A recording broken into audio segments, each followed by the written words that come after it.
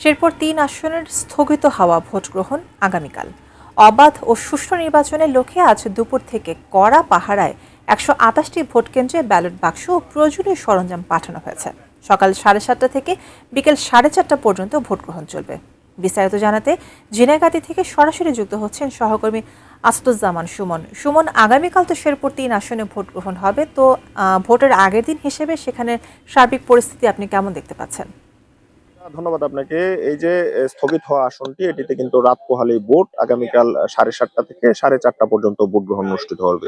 আমি যে কেন্দ্রে এখন উপস্থিত রয়েছি সেটি হচ্ছে জোলগাঁও সরকারি প্রাথমিক বিদ্যালয়। এই যে কেন্দ্রটি, এই কেন্দ্রতে ভোটার সংখ্যা রয়েছে ২৪৬৮ জন। এখানে নারী এবং পুরুষ ভোটারের সংখ্যা কিন্তু প্রায় কাছাকাছি। আমরা এই যে যে আসনটি রয়েছে, এটি ঝিনাইগাতী ও শ্রীবর্দী উপজেলা নিয়ে গঠিত শেরপুর ৩। এখানে কিন্তু ৭৫১টি ভোট কেন্দ্র রয়েছে। এখানে ৪,১৩,৩৭৭ জন ভোটার রয়েছে। এর মধ্যে নারী ও পুরুষ ভোটারের পাশাপাশি ৭ জন হিজড়া ভোটারও রয়েছে এখানে। এই যে আগামীকাল 7:30 থেকে বিকাল 4:30 পর্যন্ত এই ভোট গ্রহণটি অনুষ্ঠিত হবে। গত ৩ ফেব্রুয়ারি কিন্তু অসুস্থতাজনিত কারণে জামাতের প্রার্থী নুরুজ্জামান বাদলের মৃত্যুতে এই যে আসনে নির্বাচনটি স্থগিত করেছিল নির্বাচন কমিশন। এই যে স্থগিত হওয়া নির্বাচন কিন্তু আজ দুপুর থেকে আমরা দেখছি কড়া নিরাপত্তায় কেন্দ্রে কেন্দ্রে যে সরঞ্জামাদিগুলো রয়েছে সেগুলো পৌঁছেছে।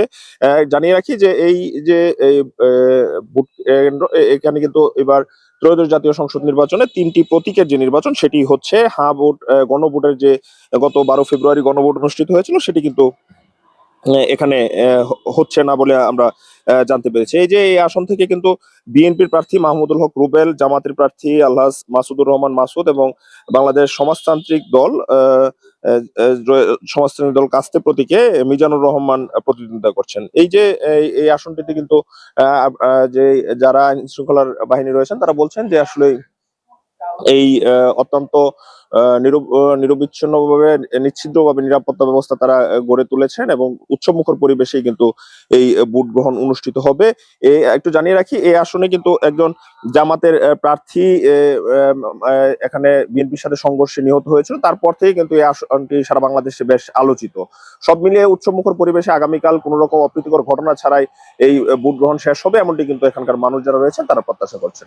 তো সুমন, শেরপুর থেকে আপনাকে এই ছিল আমার কাছে শেরপুর ৩ আসনের যে স্থগিত হওয়া নির্বাচনের ভোট গ্রহণ এর সবশেষ খবরাখবর।